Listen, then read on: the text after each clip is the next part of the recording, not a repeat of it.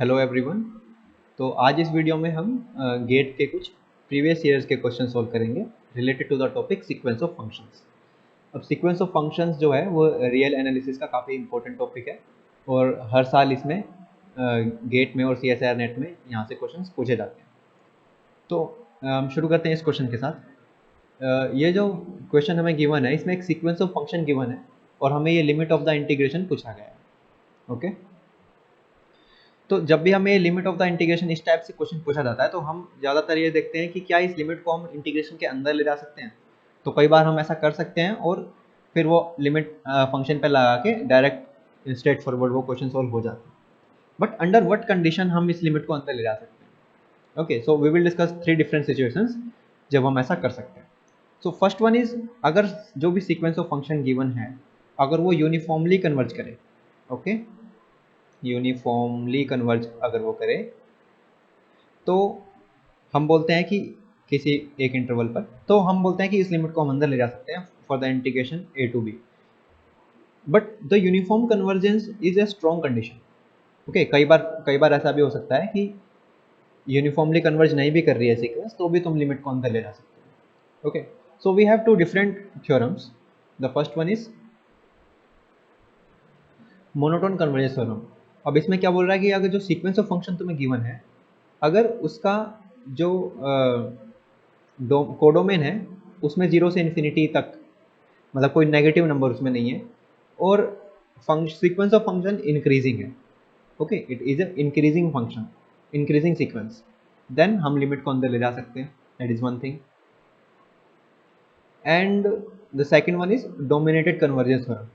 Dominated convergence theorem क्या बोल रहे हैं कि देखो इसमें डोमेन पे कोई वो नहीं है, रिस्ट्रिक्शन नहीं है, R to R है, बट हमें एक g फंक्शन मिलना चाहिए जो खुद इंटीग्रेबल है और बाकी सभी फंक्शन से बड़ा है, यानी कि एक डोमिनेट करने वाला फंक्शन अगर मिल जाता है तो हम लिमिट को अंदर ले जा सकते हैं। Okay, so these 3 situations, just remember them.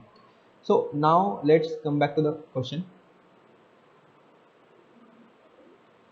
अच्छा, अभी जो हमने तीनों बातें डिस्कस की उसमें जो function sequence of function given है उसका पॉइंट वाइज कन्वर्ज करना बहुत ज़रूरी है। अगर वो पॉइंट वाइज ही कन्वर्ज नहीं करती तब तीनों में से कोई भी चीज़ हम अप्लाई नहीं कर सकते, बिकॉज अगर ये पॉइंट वाइज कन्वर्ज नहीं कर रहा है, अगर हम इस लिमिट को अंदर ले भी जाते हैं तो हमारा कुछ खास फायदा होगा नहीं, बिकॉज वो लिमिट हम फाइंड नहीं कर पाएंगे, बिकॉज वो पॉइंट वाइज ही कन्वर्ज नहीं कर रहा है।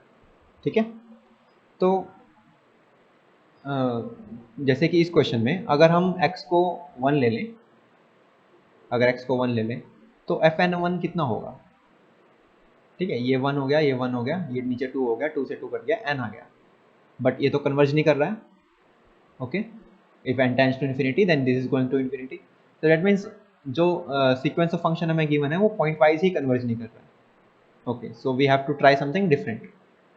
Okay, so let this limit is l, let say जो भी हमसे पूछा गया है, let this limit is l and we want to find this l obviously this thing, इसको इसमें 2n बाहर आ जाएगा तो ये बचेगा x power n-1 divide by 1 plus x. अच्छा, अगर मैं x से मल्टीप्लाई और x से डिवाइड कर सकता हूँ, कोई इशू नहीं है, तो क्या बन जाएगा, ऊपर तो x पावर n बन जाएगा, ठीक है, ऊपर बन जाएगा x पावर n और नीचे बन जाएगा x into 1 plus x.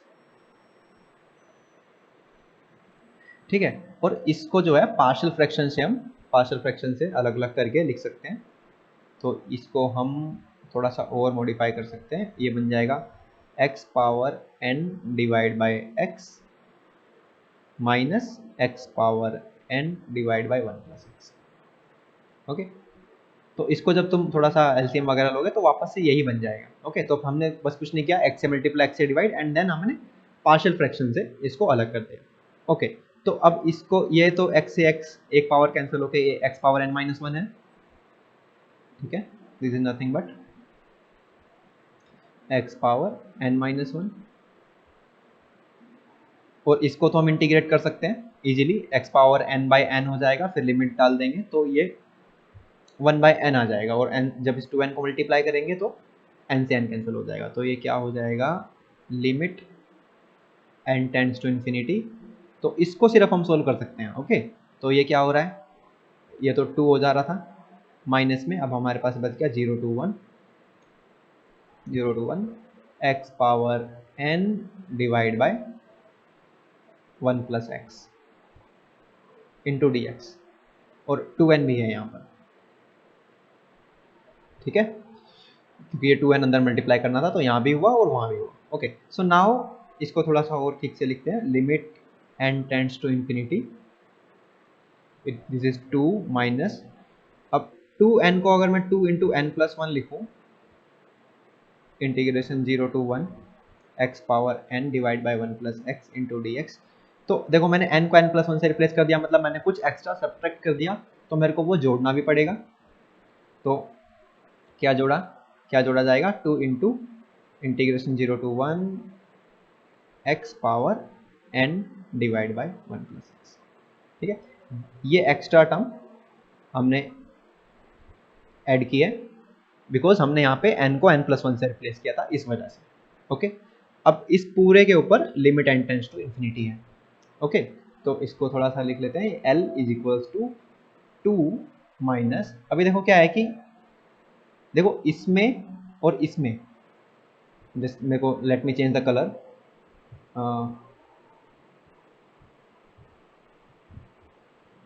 Okay, so let's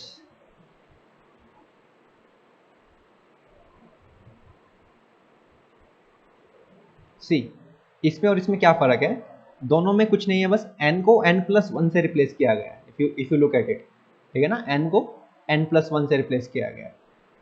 तो वहाँ पे जब लिमिट n को इन्फिनिटी लेने से l हो रहा है ना, इसका अगर इसके इंटीग्रेशन का जो लिमिट है, ओके, इसका जो इंटीग्रेशन होगा उसका अगर लिमिट n को इन्फिनिटी लेने से l आ रहा है, यही तो हमने अज्यूम किया था ना, इसका इंटीग्रेशन दिस थिंग हमने l अज्यूम किया हुआ है, तो इसका मतलब ये भी l ही होगा, बिकॉज अगर n को n प्लस 1 से रिप्लेस कर देते हो और फिर इन्फिनिटी लिमिट लगाते हो तो भी वो l पे ही कन्वर्ज करेगा, तो इसका मतलब this thing is nothing but l, so this is l and plus 2 into 0 to 1 x power n 1 by x dx। Okay, इस पे भी लिमिट है ना, तो limit, just wait a minute, so limit n tends to infinity, और इस 2 को अंदर भेज देते हैं। ओके, तो अगर ये चीज़ जीरो हो जाए, अगर this integral is zero, then हमारे पास क्या है, l equal to 2 minus L and 2l is equals to 2, hence l is equals to 1 is the answer.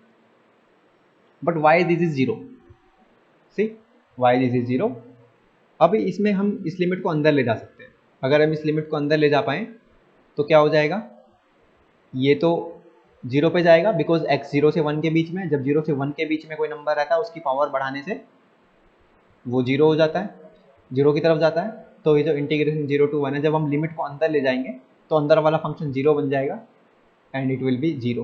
But हम लिमिट को अंदर क्यों ले जा पाएँ, that is the main question. तो हमने शुरू में 3 क्राइटेरिया पढ़े थे कि हम कब लिमिट को अंदर ले जा सकते हैं, ठीक है, so we will apply one of them here.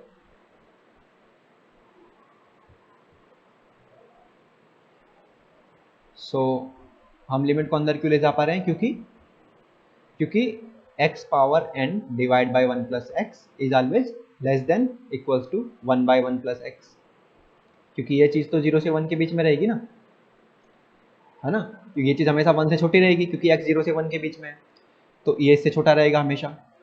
और फिर क्या हुआ, हमें एक डोमिनेट करने वाला फंक्शन मिल गया, ठीक है, हमें एक डोमिनेट करने वाला gx मिल गया जो बाकी सभी फंक्शन से बड़ा है और खुद इंटीग्रेबल है, यानी कि 1 बाई 1 प्लस एक्स को तुम आराम से इंटीग्रेट कर सकते हो 0 से 1 के बीच में, तो एक इंटीग्रेबल फंक्शन मिल गया जो बाकी सभी फंक्शन से बड़ा है। इसका मतलब using dominated convergence theorem we can say that this limit can go inside and this limit can go inside, then it is 0, hence l is equals to 1 is the correct।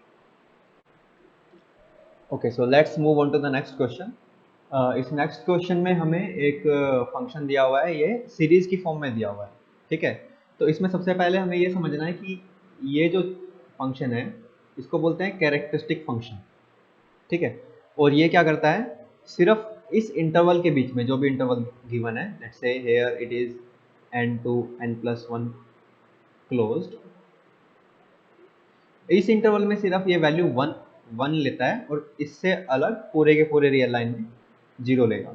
ओके, तो इस function को समझना सबसे पहले बहुत ज़रूरी है बिफोर आंसरिंग एनीथिंग। ओके, सो इस फंक्शन को हम कैसे समझ सकते हैं? देखो, अब ये फंक्शन वैसे तो R है, लेकिन एक बात बताओ, अगर हम 0 से पीछे कुछ भी लेंगे, ठीक है, मान लो ये 0 है, अगर मैं x की वैल्यू 0 से पीछे कुछ भी ले रहा हूँ तो कैरेक्टरिस्टिक फंक्शन उसकी वैल्यू 0 देगा। समझ रहे हो?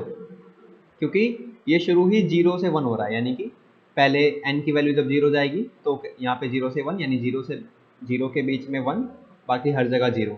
फिर जब n की वैल्यू 2 जाएगी तो 2 से 3 के बीच में 1, बाकी जगह 0। तो नेगेटिव नंबर तो कभी आ ही नहीं पाए, और नेगेटिव नंबर में हमेशा ये 0 दे रहा है, और ये 0 दे रहा है तो मतलब पूरा का पूरा समेशन 0 होगा।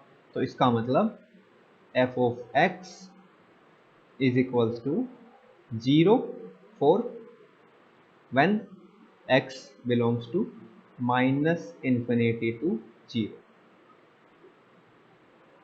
ठीक है, तो ये हमें पता चला गया। अब हम थोड़ा सा और आगे आगे की तरफ चलते हैं।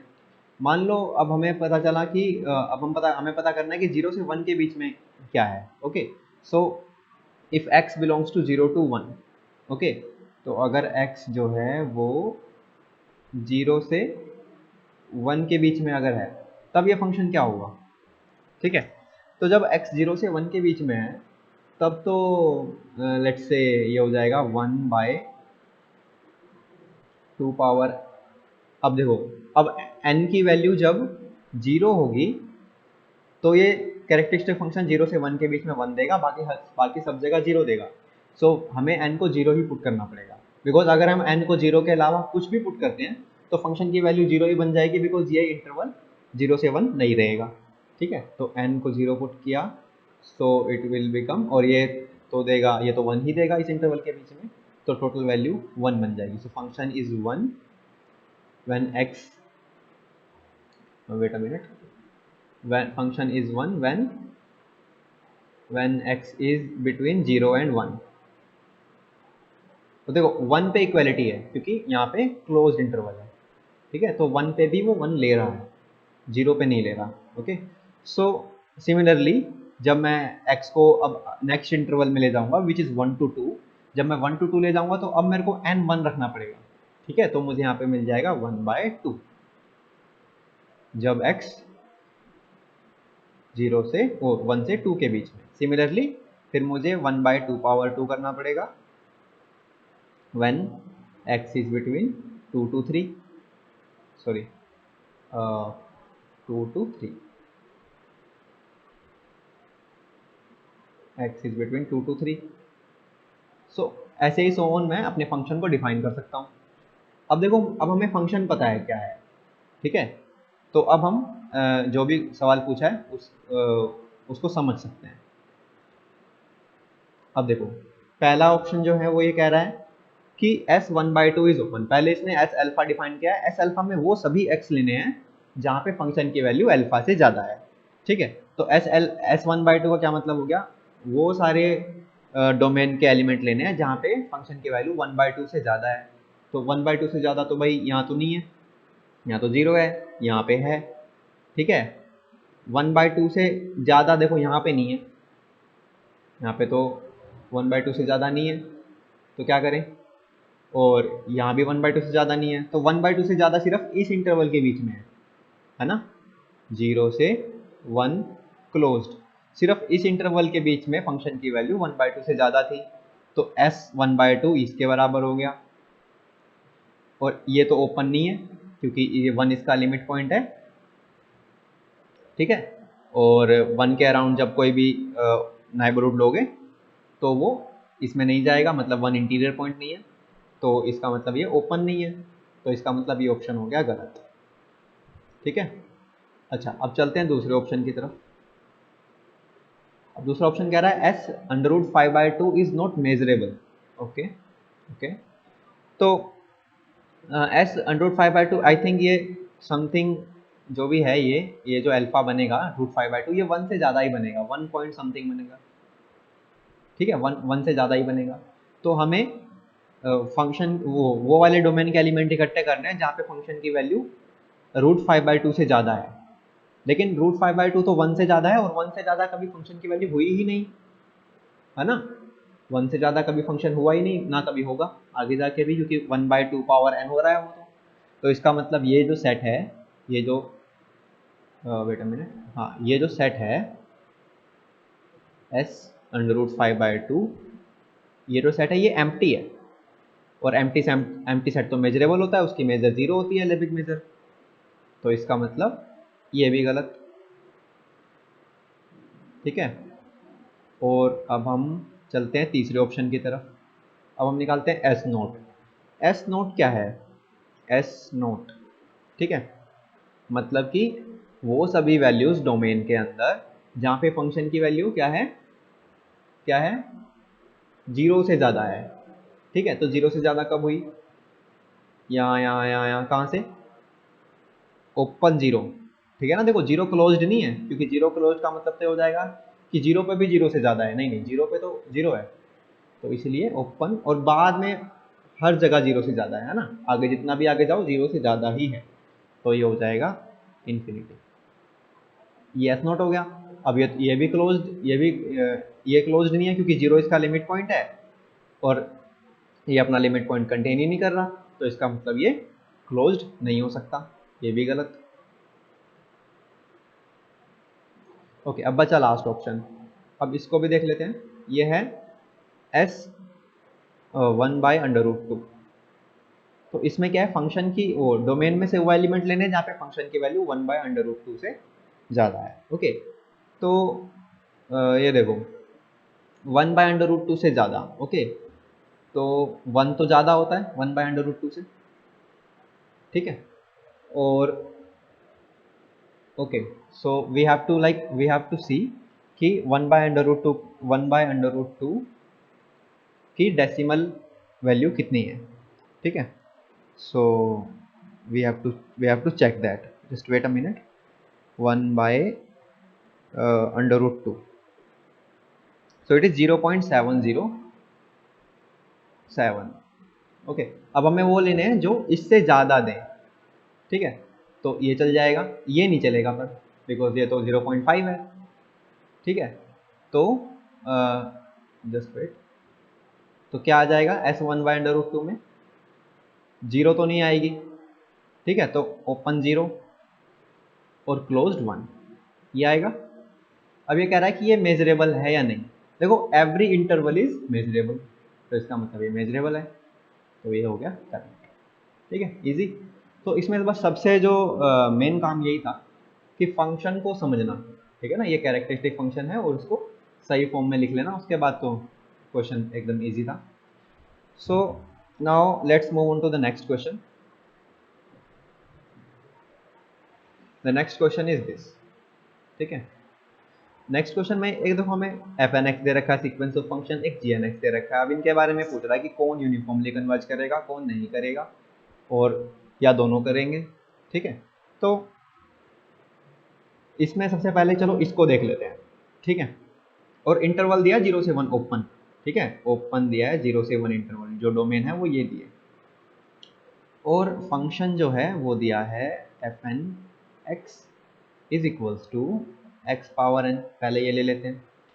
अब देखो 0 से 1 है तो ये तो 0 की तरफ ही जाएगा, क्योंकि ये छोटा नंबर है, छोटे नंबर की पावर कर बढ़ाते जाएंगे वो तो 0 की तरफ जाएगा, तो मतलब पॉइंट वाइज तो 0 की तरफ जा रहा है, पॉइंट वाइज तो जा रहा है 0 की तरफ। अब यूनिफॉर्मली जा रहा है या नहीं ये देखना है बस हमें, उसके लिए हम क्या करते हैं, उसके लिए हम mn निकालते हैं। mn क्या होता है, supremum of the sequence function minus the limit function over the whole domain. इस डोमेन में इसका सुप्रीमम क्या होगा, ये क्या है, जहाँ पे फंक्शन कन्वर्ज कर रहा है पॉइंट वाइज, तो 0 है इस केस में, तो इसका मतलब mn क्या हो गया, mn हो गया fn which is x power n minus 0, ठीक है, in the interval x 0 to 1, ठीक है भाई। तो अब क्या होगा देखो, ये हो गया हमारा mn। अब इसकी मैक्सिमम वैल्यू इस इंटरवल के बीच में क्या है, सुप्रीमम क्या है, नोट मैक्सिमम नहीं, क्योंकि मैक्सिमम को तो उस सेट में बिलोंग भी करना पड़ता है। सुप्रीमम मतलब बस इसका लोवेस्ट अपर बाउंड क्या है ना, इसका सुप्रीमम क्या है, तो वो होगा 1, क्योंकि 1 के क्लोज ये मतलब 1 इसका सुप्रीमम होगा, क्योंकि 1 से छोटा कोई भी नंबर लोगे तो एक नंबर मिल जाएगा इसका जो उससे बड़ा हो, तो इसलिए 1 is the supremum in this interval. अब mn की वैल्यू 1 आ गई फॉर ऑल n, तो इसका मतलब mn कैसी सीक्वेंस है, 1 1 1 ऐसी सीक्वेंस है। तो mn 0 पे नहीं जा रहा, अगर mn 0 पे जा रहा होता, mn अगर n को बढ़ाने से mn 0 पे जाएगा, तभी हम बोलते हैं यूनिफॉर्मली कन्वर्जेंट है, लेकिन ऐसा तो नहीं हो रहा। तो इसका मतलब this sequence of function is not uniformly convergent. ठीक है, कन्वर्जेंट पॉइंट वाइज तो है 0 पे, बट यूनिफॉर्मली नहीं है। ओके, तो ये हो गया। अब दूसरे फंक्शन की बात कर लेते हैं।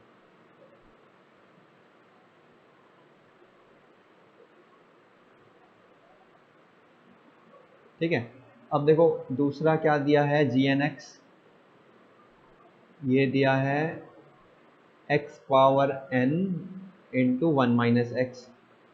अब इसमें भी सेम देखो, तुम देखोगे तो n को बढ़ाने से ये 0 की तरफ जा रहा है, 0 इंटू समथिंग 0 हो जाएगा, क्योंकि ये फाइनाइट रहेगा, तो इसलिए ये पॉइंट वाइज तो 0 की तरफ जा रहा है। अब देखते हैं कि ये यूनिफॉर्मली जा रहा है या नहीं जा रहा। ठीक है, mn is equal to supremum of x power n into 1 minus X for all x in this interval. तो अब देखो ये 0 रखने पे भी 0 हो जा रहा है, 1 रखने पे भी 0 हो जा रहा है ना। तो जब इसका सुप्रीमम हमें निकालना है तो हमें क्या करना है कि मतलब बाउंड्री पे इसका सुप्रीमम नहीं है, बीच में कहीं पे है, और जब बीच में है तो फिर हम क्या कर सकते हैं, हम डेरिवेटिव निकाल के क्रिटिकल पॉइंट निकाल सकते हैं और वहां से देख सकते हैं कहाँ पे सुप्रीमम आ रहा है ना। तो इसका अब देखो इसका डेरिवेटिव करते हैं, चलो। तो x power n as it is, और इसका डेरिवेटिव 1 माइनस का करेंगे माइनस आ जाएगा, प्लस अब की बार 1 minus X as it is, और डेरिवेटिव किया x पावर n का, which is n into X power n minus 1। ठीक है भाई, और इसको कर दिया 0 के इक्वल क्रिटिकल पॉइंट निकालने के लिए।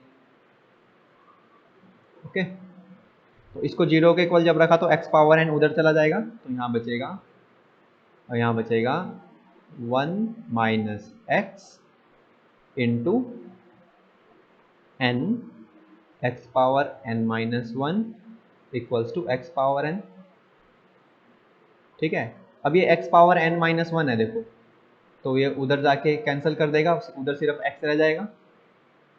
ठीक है, तो उधर सिर्फ x रह जाएगा। अब यहाँ से देखो क्या हुआ, यहाँ से हमें x निकालना है, क्योंकि क्रिटिकल पॉइंट तो x है ना। तो x कैसे निकालेंगे, इसको अंदर मल्टीप्लाई कर देते हैं थोड़ा सा। ठीक है, तो यहाँ से ये हो जाएगा n minus N X is equals to X. ठीक है भाई, ये उधर चला जाएगा, तो n is equals to N X plus X, वहाँ से x कॉमन ले लोगे 1 प्लस एन, तो x की वैल्यू आ गई n बाई एन प्लस 1। ठीक है, तो जो क्रिटिकल पॉइंट है वो आ गया n divide by n plus 1। Okay,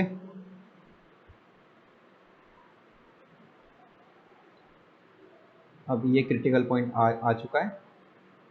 अब इसको पुट कर देते हैं mn की वैल्यू में, और हाँ ये क्रिटिकल पॉइंट निकाला। अब तुम सेकंड डेरिवेटिव जब इस क्रिटिकल पॉइंट पर निकालोगे तो वो नेगेटिव आएगा, इसका मतलब फंक्शन वहाँ पे सुप्रीमम अटेन कर रहा है, मैक्सिमम अटेन कर रहा है। ठीक है, तो अब mn इज इक्वल्स टू ये हो जाएगा x power n into 1 minus x, ये था। अब हमें पता चल गया सुप्रीमम इस पॉइंट पे मिल रहा है, तो इसको हम पुट कर देंगे डायरेक्ट। तो x पावर n यानी कि n into n plus 1 power n, और यहाँ पे ये हो जाएगा 1 माइनस एक्स यानी 1 minus N by N plus 1। ठीक है, इसका मॉड्यूलस जो है वो mn है। अच्छा, अगर हम दोनों साइड लिमिट ले लें, ठीक है, limit n tends to infinity mn निकालना चाहें, क्योंकि हमें तो यही देखना है ना mn 0 पे जा रहा है या नहीं जा रहा। अगर mn 0 पे जा रहा है तो यूनिफॉर्मली कन्वर्जेंट है, वरना नहीं है भाई। तो limit n tends to infinity mn is equals to, अब हम इनकी लिमिट अलग अलग निकाल सकते हैं। देखो जब इस पे limit n tends to infinity लोगे तो ये टर्म होती है 1/e के बराबर। अब देखो इसको तुम अलग से भी कर सकते हो, बिकॉज ये इंडिटरमिनेट फॉर्म बनती है 1 पावर इन्फिनिटी। तो इसको अलग से कैसे, लोग लेके दोनों साइड, इसको y अज्यूम करके दोनों साइड लोग लेके देन l'Hopital रूल लगा के यू कैन फाइंड 1/e, और it is a direct result that from the definition of exponential कि this is nothing but 1/e, not this but after taking the limit n tends to infinity this is 1/e and into ये तो देखो उस पे जा रहा है, 1 पे जा रहा है, तो 1 - 1 0, यानी कि ये वाली लिमिट 0 पे जा रही है। तो इसका मतलब mn की जो लिमिट है वो 0 पे जा रही है। इसका मतलब क्या हो गया कि इसका मतलब ये हो गया mn 0 पे जा रहा है और जो gn है वो यूनिफॉर्मली कन्वर्जेंट है। तो ये है बट ये नहीं है। तो ऑप्शन कौन सा करेक्ट होगा? gn converges uniformly but fn does not converge, यानी this one is correct. Okay, इस क्वेश्चन में हमें एक सीक्वेंस ऑफ फंक्शन गिवन है और जो ऑप्शन गिवन है हमें उसमें सिर्फ एक ही ऑप्शन है जो gn(x) के बारे में बात कर रहा है, और बाकी जो 3 ऑप्शन है वो उसके डेरिवेटिव के बारे में बात कर रहे हैं। तो हम दोनों को ही चेक करेंगे, पहले gn(x) को फिर उसके डेरिवेटिव को। तो हमें बस ये चेक करना है कि this sequence of function uniformly converges और not. Okay, so for that what we can do is first of all we have to check if this sequence converges point wise और नॉट, है ना। ये point wise converge कर रहा है या नहीं कर रहा। तो पॉइंट वाइज कन्वर्जेंस के लिए हम क्या करते हैं कि x को कांस्टेंट रख के देखते हैं n को बढ़ाने से क्या हो रहा है। ठीक है, अगर x कांस्टेंट है और n अगर इन्फिनिटी की तरफ जाएगा तो ये जो gn(x) है वो 0 की तरफ जाएगा। इसका मतलब पॉइंट वाइज तो ये कन्वर्ज कर रहा है 0 की तरफ। अब ये यूनिफॉर्मली कन्वर्ज कर रहा है या नहीं, उसके लिए हम ये निकालेंगे mn is equal to supremum of gn(x) minus 0, यानी कि x 1 प्लस, क्योंकि ये 0 पे कन्वर्ज कर रहा था इसलिए -0। अगर किसी और फंक्शन पे कन्वर्ज कर रहा तो minus that function and then mod. Okay, so for all r, okay, for all x belongs to r, तो इसका सुप्रीमम जो है वो क्या होगा, x डिवाइड बाय हाँ, तो इसका सुप्रीमम निकालने के लिए एक्चुअली हमें डेरिवेटिव की ज़रूरत पड़ेगी। ठीक है, तो डेरिवेटिव जब हम करेंगे तो इसका g'(x) जो है डेरिवेटिव, क्योंकि this is a continuous function and to find the supremum we have to find the local maxima और लोकल मिनिमा। ओके, सो इसका डेरिवेटिव हो जाएगा 1 + nx² का होल स्क्वायर, और डेरिवेटिव करके आ जाएगा 1 - nx²। और फिर जब इसको 0 के इक्वल पुट कर देंगे to find the critical point, तब 1 - nx² इक्वल्स टू 0, तो वहाँ से x क्या आ जाएगा, ±1/√n। ओके, ये आ जाएगा। तो इसका मतलब अब 1/√n पर जो है वो सेकंड डेरिवेटिव नेगेटिव होगा, तो इसलिए 1/√n is the point of maxima. ठीक है, तो यहाँ पे 1/√n पुट कर देंगे तो ये हो जाएगा 1/√n, और यहाँ पे डिवाइड में 1 प्लस यहाँ पे भी पुट किया 1/√n का स्क्वायर, n से n कट गया, 1 + 1 2, यानी कि डिवाइड में 2, तो इट विल बिकम 1/2√n। और अभी n को अगर बढ़ाएंगे तो mn 0 की तरफ जाएगा, that means mn goes to 0 as n tends to infinity. तो इसका मतलब जो gn(x) है वो gn(x) इज यूनिफॉर्मली कन्वर्जेंट। तो फर्स्ट ऑप्शन इज सेइंग कि it is not, so that means this is not correct. ओके, तो अभी हमें बताना है डेरिवेटिव कन्वर्ज कर रहा है या नहीं। ठीक है, डेरिवेटिव यूनिफॉर्मली कन्वर्जेंट है या नहीं। ओके, तो डेरिवेटिव में भी हम सेम क्राइटेरिया लगाएंगे। पहले हम ये देखते हैं कि क्या ये यूनिफॉर्मली पॉइंट वाइज कन्वर्ज कर रहा है। देखो अगर हम x को कुछ भी पुट करते हैं, नो मैटर व्हाट, है ना, x को अगर नॉन जीरो पुट करते हैं लेट्स से, ठीक है, तो x को अगर नॉन जीरो पुट करते हैं, देखो ऊपर n में है टर्म और नीचे n स्क्वायर में है, एन स्क्वायर में ना, तो इन्फिनिटी बाय इन्फिनिटी होगा जब लिमिट एन इन्फिनिटी पे जाएगा, तो इन्फिनिटी बाय इन्फिनिटी होगा। लेकिन क्योंकि नीचे स्क्वायर में है, तो जब लोपिटाल रूल लगाएंगे, ऊपर भी डेरिवेटिव नीचे भी डेरिवेटिव, तो नीचे वाला एन बच जाएगा, ऊपर वाला एन चला जाएगा, है ना। तो इसका मतलब इन्फिनिटी पे चला जाएगा ये, ओ सॉरी, नीचे वाला इन्फिनिटी पे चला जाएगा, तो ये जीरो पे चला जाएगा, है ना, 1/इन्फिनिटी जीरो पे चला जाएगा। ये जब है जब x को नॉन जीरो पुट करते हैं, लेकिन अगर x को जीरो ही पुट कर दिया तब तो n ही खत्म हो जाएगा। अगर x को जीरो पुट कर दोगे तो ये टर्म भी खत्म और ये टर्म भी खत्म, तो 1/1 बच गया, फिर तो 1 हो जाएगा। तो इसका मतलब क्या हुआ कि जो जी डैश एक्स अगर इसको बोले हम, जो इसका लिमिट फंक्शन हमने निकाला है उसको अगर हम जी डैश एक्स बोले, तो वो क्या हो रहा है, वो जीरो हो रहा है व्हेन एक्स इज सॉरी 1 हो रहा है, सॉरी वो 1 हो रहा है व्हेन एक्स इज जीरो, 1 हो जा रहा है व्हेन एक्स इज जीरो, और जीरो हो जा रहा है when x is not equal.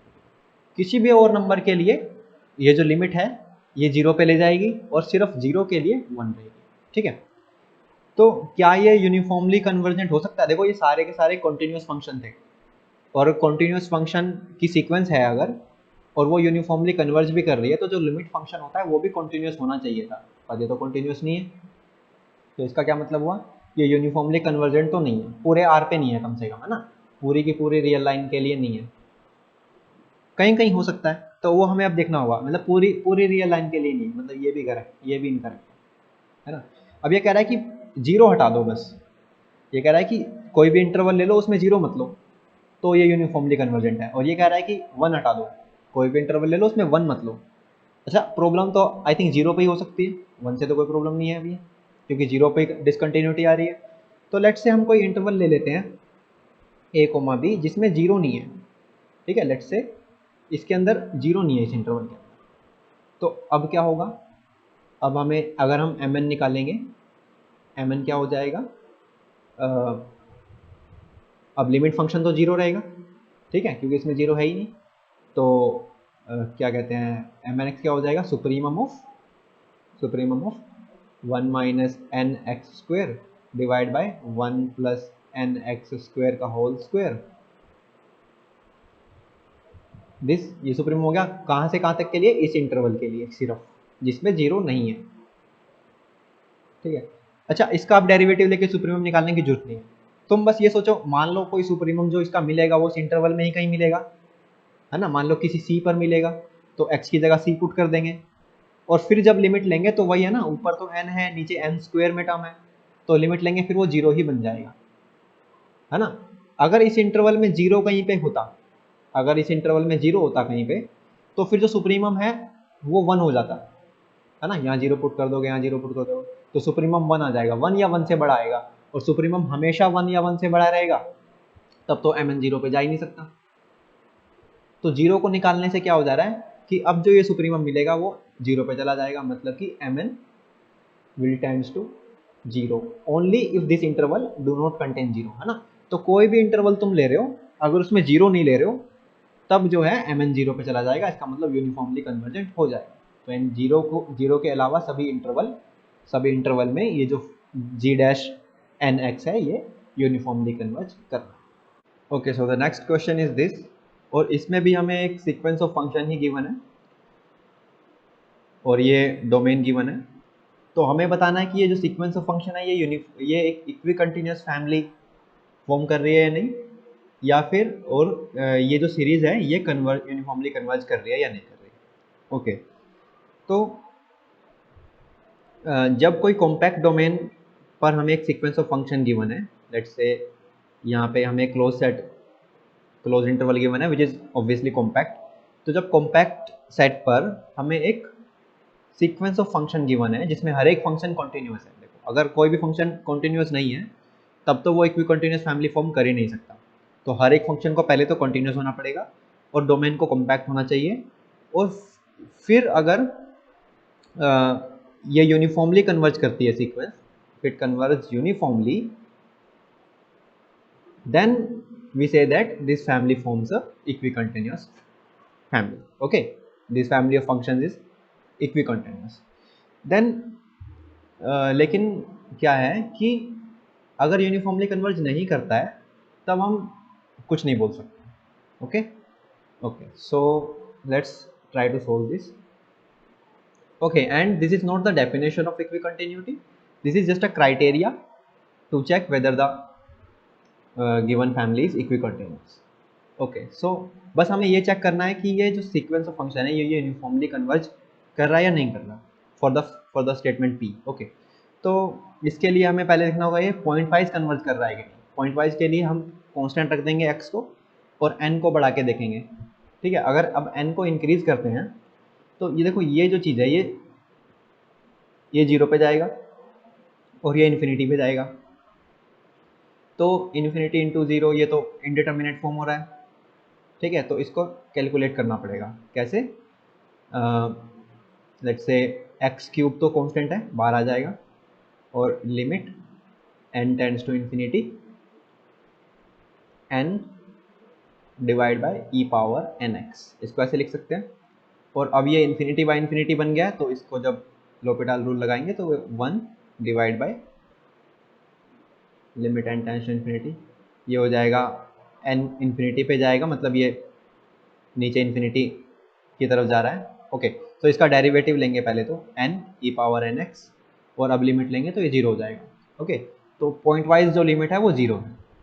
ठीक है, तो अब देखते हैं यूनिफॉर्मली कन्वर्जेंट है या नहीं। उसके लिए हमें mn निकालना होगा। mn is equals to supremum of this function n X cube E power minus N X minus 0।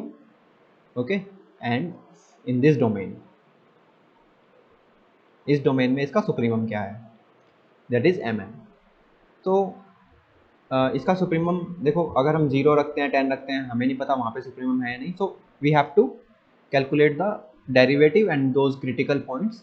फिर वहाँ से हमें देखना होगा कि ये सुप्रीमम कहाँ पे दे रहा है।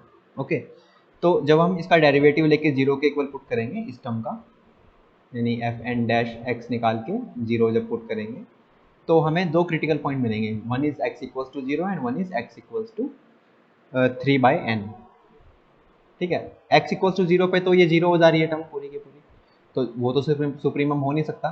तो x इक्वल्स टू 3/n पे सेकेंड डेरिवेटिव नेगेटिव रहेगा, तो इसीलिए 3/n सुप्रीमम का पॉइंट है, मैक्सिमा का पॉइंट है। और इसको तो क्रिटिकल पॉइंट को तो देखना ही होता है, साथ में तुम एंड पॉइंट्स को भी देखते हो। अगर एंड पॉइंट्स पे ज़्यादा वैल्यू आ रही है then that is the supremum. Okay, तो इस केस में 3/n पुट किया, 3/n is the point of supremum, तो n इंटू 3/n का cube e power minus n into 3/n, so this will become what will it become, it will become 27 e power minus 3 n square after putting 3/n। okay, तो mn is this, और अब हम देख सकते हैं clearly mn is going towards 0 when n tends to infinity। okay, तो इसका मतलब the sequence of function is uniformly convergent, that means and the domain is compact and all the functions are continuous, that means the sequence forms equicontinuous family। okay, so the p statement is correct, p is correct। okay okay, so now we want to check the second statement, which is that this series will converge or not। okay, which is this। so for this to check we will use the Weierstrass M test। okay, that means this fn, we clearly see that supremum of this fn is this, so that means this mode of this fn will always be less than equals to its supremum, which is 27 e power minus 3 and n square, and this series 27 e power minus 3 n square, this converges why it converges, because this n square term in the denominator, so by p test it converges। so and by using the Weierstrass M test we found a series which is dominant and converges। so हमें इससे एक dominant series मिल गई जो खुद converge कर रही थी, इसका मतलब इसको तो करना ही पड़ेगा। so from the Weierstrass M test this series converges uniformly. That means this is also correct. So that means both P and P and Q are true. So that's it. So that's it for this video, and thank you very much.